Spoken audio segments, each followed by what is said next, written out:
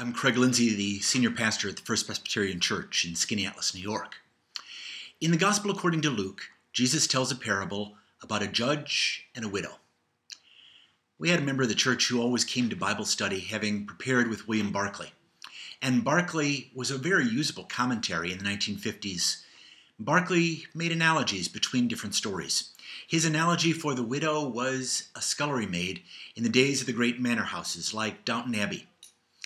This scullery maid, after the day was done, would take the newspaper that everyone else had read and went up to her bedchamber in the attic and would read the family notices. And one by one she would pray for each and every one.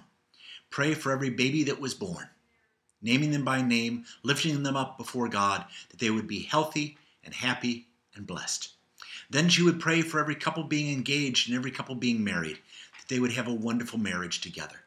Then she would name and pray for every person who had died that day, lifting them up before God that they would never be forgotten or forsaken.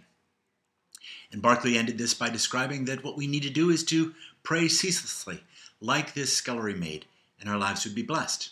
But the difficulty with that is that we wind up with a faith that is based on the more you pray, the more you get.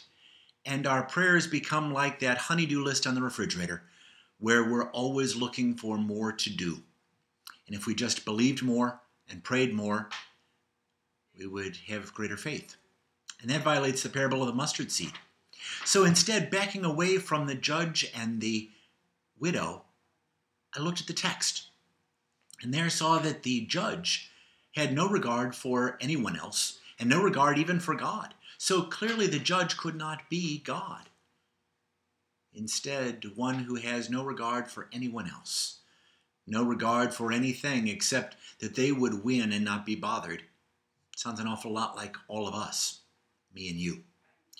And if that one, like all of us, is simply trying to get through the day without controversy, simply trying to win at what they can succeed at, then we have to look at the other characters in this, and we see the widow who has compassion for her cause. It's not named what that cause is or who it's for.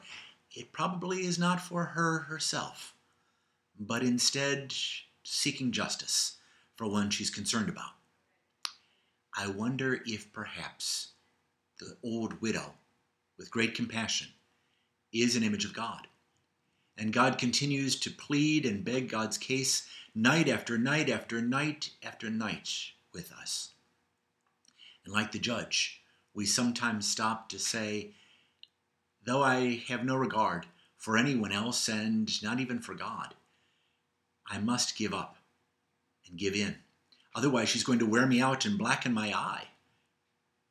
But if God should come a second time, if Christ should enter into the world, would he find faith here on earth? I'm Craig Lindsey, here at the Skaneateles Presbyterian Church. I hope your faith finds you well and challenges you in new ways.